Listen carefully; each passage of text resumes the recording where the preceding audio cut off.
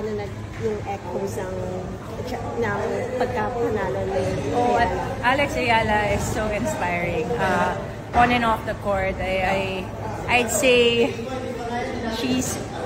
honestly, she's really my hero right now in a way na para na-ignite ulit yung, alam mo yon, yung love, passion, and sa sports and sa community, not just in tennis and volleyball, but it's in the sports community.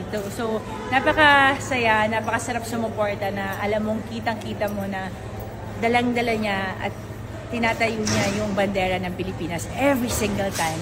She'll get the point, or may mga times na nanghihina rin siya, alam niyang we're all behind her. Personally, Adelaide, as an athlete, nung 20 years old ka, paano siya? Hindi ko na maalala.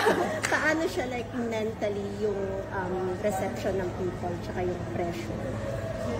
Oh, I think it's just so nice at a very, siguro, at this early, na raramdaman niya yung mga pressure. Kasi always say pressure is such a huge privilege. And it will shape her, it will siguro mold her to become someone na icon talaga, legend. And ngayon pa lang, yun na siya. So what more sa mga susunod na maipapakita niya pa para sa ating bansa. So, I know, it's just so siguro obvious and very evident naman na napakaganda ng support system ni Alex Ayala.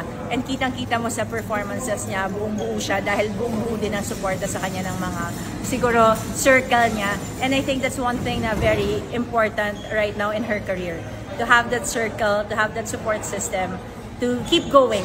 And hindi lang, ang masasabi ko lang kay Alex, meron din siyang mga kababayan, andito din kami, mga kababaihan, at lahat ng tao sa sports community na sumusuporta sa kanya at lalaban din para sa kanya any time of the day.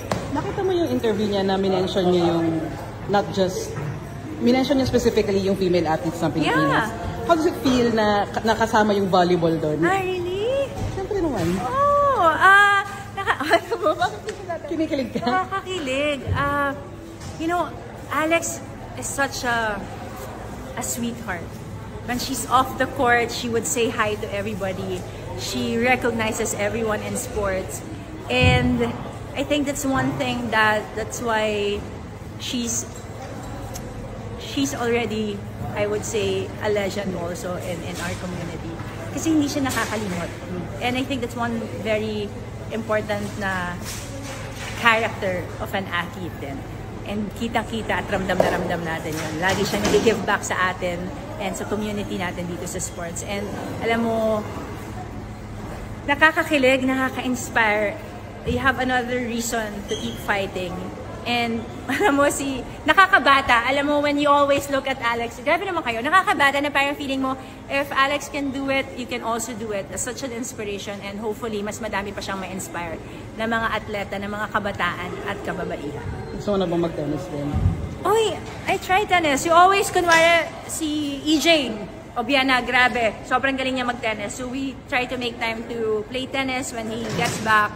And golf also. So we try other sports din. Kasi alam mo, ang siling makasama yung mga ibang athletes kasi trying out other sports. Yung hindi naman dun sa, kunwari, hindi ko kaya kasi mag-pole vault. At least sa tennis, makaka-bonding kami. Alam mo yung mga ganyan. It's just so nice to bond with other athletes through sports din na hindi nila yung best sport yun. So, yeah, it's such a nice sport.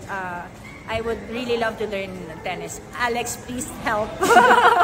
Thank you, Lee. Thank you, guys.